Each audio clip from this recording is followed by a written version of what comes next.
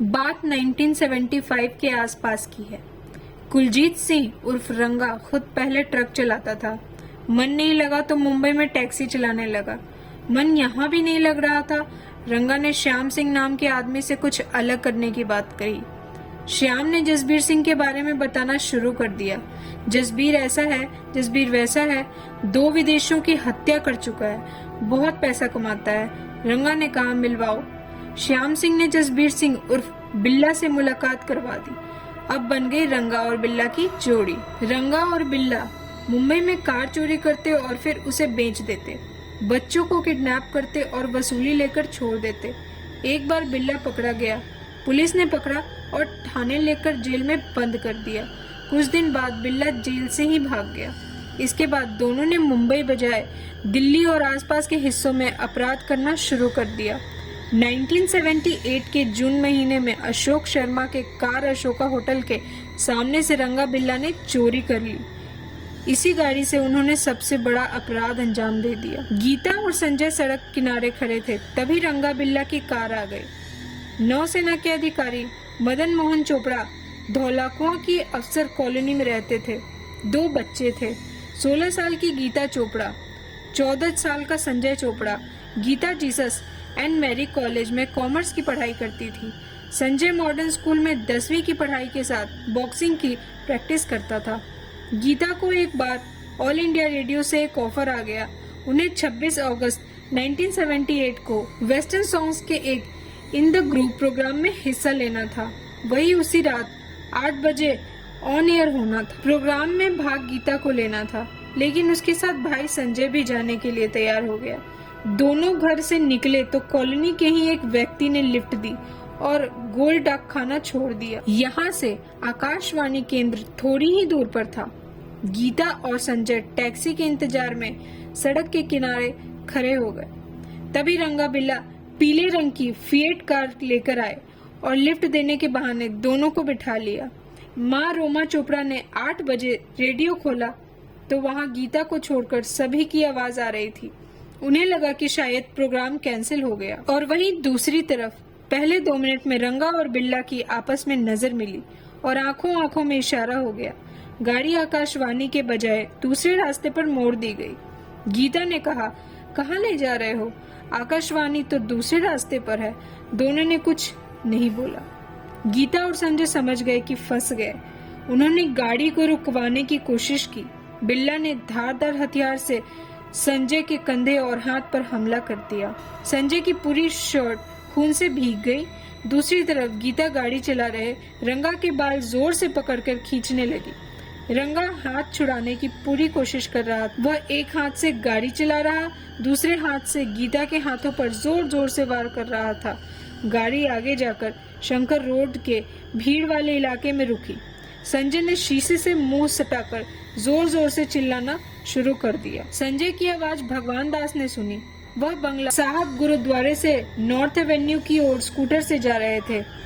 बच्चे को चिल्लाते देखा, उसे रोकने की कोशिश भी की। एक अन्य व्यक्ति गाड़ी से लटक गया, लेकिन रंगा ने गाड़ी नहीं रोकी। भगवान दास ने तुरंत पुलिस को सूचना दे दी। उन्होंने बताया कि गाड़ी में 2 बच्चे बंद है। गाड़ी के नंबर MRK 8930 है। DDA के जूनियर इंजीनियर इंद्रजीत ने भी उस गाड़ी को देखा। उन्होंने बताया कि लोहिया अस्पताल के पास गाड़ी तेज रफ्तार से गुजरी और आगे जाकर धीमी हुई तो मैंने देखा कि गाड़ी में तो 2 बच्चे चीख रहे हैं। मैंने गाड़ी रोकने की कोशिश की, लेकिन ड्राइवर सिग्नल तोड़ते हुए भाग गया। उन्होंने गाड़ी के नंबर HRK 8930 बताया। रंगा और बिल्ला गाड़ी भगाते हुए रिज इलाके में पहुंच गए। यहाँ गाड़ी रोकी और सबसे पहले संजय की हत्या कर दी। इसके बाद दोनों ने मिलकर गीता के साथ रेप भी किया। रेप के बाद रंगा गीता को उसके भाई की लाश की तरफ ले जा रहा था। तभी पीछे से बिल्ला ने तलवार निकाली और गीता के गर्दन पर वार कर दिया।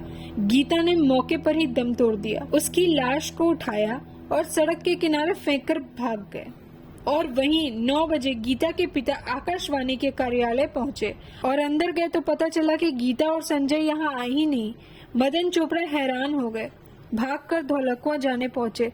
पुलिस ने शिकायत की। पुलिस के पास पहले ही 2 बच्चों की किडनैपिंग की शिकायत पहुंच चुकी थी। उस वक्त के SHO गंगा स्वरूप ने कोई कार्रवाई नहीं की।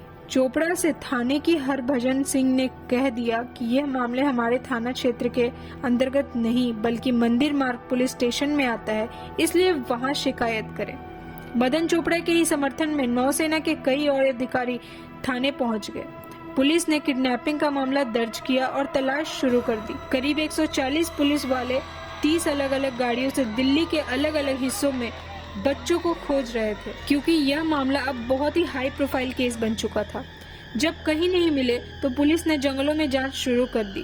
पूरे दिन पानी बरसा था, इसलिए खुद अंधेरे में चलना मुश्किल हो रहा था। पुलिस नहीं खोज पाई। 27 अगस्त को हरियाणा और यूपी पुलिस ने भी जांच शुरू कर दी। उत्तराखंड, बिहार, मध्य प्रदेश के साथ राजस्थान की पुलिस भी गीता और संजय की खोज में लग गई। हरियाणा पुलिस ने उस गाड़ी को खोजा जिसे सबसे पहले भगवान दास ने देखा था। ट्रांसपोर्ट विभाग ने बताया कि HRK 8930 नंबर की गाड़ी के मालिक रविंद्र गुप्ता हैं, लेकिन वह गाड़ी फिएट नहीं थी। जो गाड़ी थी उसकी हालत इतनी खराब थी कि दिल्ली तक जा नहीं सकती थी। 29 अगस्त को एक चरवाहे को लाश दिखी। उसने पुलिस को सूचना दी। दिल्ली पुलिस तुरंत पहुंच गई। सड़क के महज 5 मीटर दूर पड़ी लाश को बाहर निकाला। आसपास सर्च शुरू किया तो 50 मीटर की दूरी पर एक और लाश मिली। पुलिस अधिकारी मदन चोपड़ा को लेकर वहां पहुंचे। मदन ने देखते ही पहचान लिया। सिर पर हाथ रखकर बैठ गए। मुंह से आवाज ही नहीं निकल रही थी। पुलिस वालों ने संभाला। पोस्टमार्टम रिपोर्ट आई तो पता चला कि गीता के शरीर में 5 और संजय के शरीर में 21 गहरे घाव थे। लाश मिलने के बाद दिल्ली में हंगामा हो गया। लोकसभा के अंदर कांग्रेस के नेताओं ने जनता के दल के खिलाफ हाय हाय के नारे लगाए। उस वक्त के पीएम मोरारजी देसाई के इस्तीफे की मांग की गई। मोरारजी देसाई खुद पीड़ित के घर गए। उस वक्त के विदेश मंत्री अटल बिहारी वाजपेयी दिल्ली में प्रदर्शन कर रहे लोगों से मिलने पहुंचे तो किसी ने पत्थर उछाल दिया।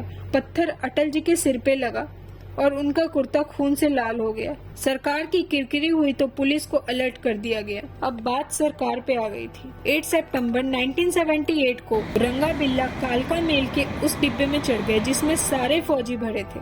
उनसे सवाल जवाब किया तो धौंस दिखाने लगे।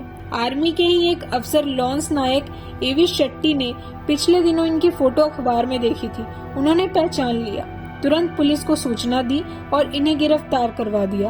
रंगा बिल्ला को गिरफ्तार करने के लिए स्टेशन पर 100 पुलिसकर्मी सादी वर्दी में पहले से मौजूद थे। गिरफ्तारी के बाद केस बहुत तेजी से चलाया गया। पुलिस ने दोनों से अलग अलग पूछताछ की। डीएनए जांच हुई। सारे सबूत और डीएनए रंगा बिल्ला से मैच कर गए। सेशन कोर्ट ने दोनों को फांसी की सजा सुनाई। रंगा बिल्ला ने दिल्ली हाईकोर्ट में याचिका दायर की। 26 नवंबर 1979 को हाईकोर्ट ने भी फांसी की सजा बरकरार रखी। रंगा ने सुप्रीम कोर्ट में याचिका दायर की। सुप्रीम कोर्ट ने खारिज करते हुए कहा, फांसी से कम कोई सजा नहीं। रंगा और बिल्ला के पास अब राष्ट्रपति को दया याचिका भेजने का विकल्प था। उन्होंने उस वक्त के राष्ट्रपति नीलम संजीव रेड्डी को याचिका भेज दी। राष्ट्रपति ने भी कोर्ट की तरह तत्काल इसे खारिज कर दिया। अब बस फांसी की तारीख तय होना बाकी था। इस पूरी कार्रवाई के दौरान बिल्ला हमेशा उदास रहता और रोता रहता था। वह कहता कि वह निर्दोष है, लेकिन उसे रंगा ने फंसा दिया। दूसरी तरफ रंगा कहता, रब सब जानता है, मैंने कुछ नहीं किया। बचने से सारे विकल्प खत्म हुए तो फांसी की तारीख 31 जनवरी 1982 तय कर दी गई। फांसी देने के लिए मेरठ से कालू जल्लाद और फरीदकोट से फकीरा को बुलाया गया। फांसी के लिए रस्सी बिहार के बक्सर से आई। जेल प्रशासन और दोनों जल्लादों को उस वक्त 150 रुपए में ओल्ड मांग शराब मंगाकर पिलाई। जेल प्रशासन की माने तो पूरी होश में रहने वाला व्यक्ति किसी की जान तो नहीं ले सकता। तिहाड़ जेल प्रशासन ने दोनों को सुबह 5 बजे जगाया। रंगा नहाया, लेकिन बिल्ला ने नहाने से मना कर दिया। दोनों को फांसी की तख्त पर लगाया गया। हाथ पीछे बांधा गया। चेहरे को काले कपड़े से बने थैले से ढक दिया। फांसी की तख्त पर पहुंचने पर रंगा ने जोर से नारा लगाया, जो बोले सोनिहाल सत श्री अकाल। तभी जेल के सुपरिटेंडेंट आर्य भूषण शुक्ल ने लाल रुमाल हिलाया और दोनों जल्लादों ने लीवर खींच दिया। 2 घंटे बाद जब डॉक्टरों ने चेक किया तो बिल्ला मर चुका था, लेकिन रंगा की नाड़ी चल रही थी क्योंकि उसने फांसी के वक्त सांस रोक ली थी। एक कर्मचारी फांसी के तख्त से नीचे उतरा और उसने रंगा के पैर खींचे। बिल्ला और रंगा के घर वालों ने अंतिम संस्कार के लिए लाश लेने से मना कर दिया। जेल प्रशासन ने अपनी तरफ से उनका अंतिम संस्कार किया और इस तरह न्याय का चक्र पूरा हुआ।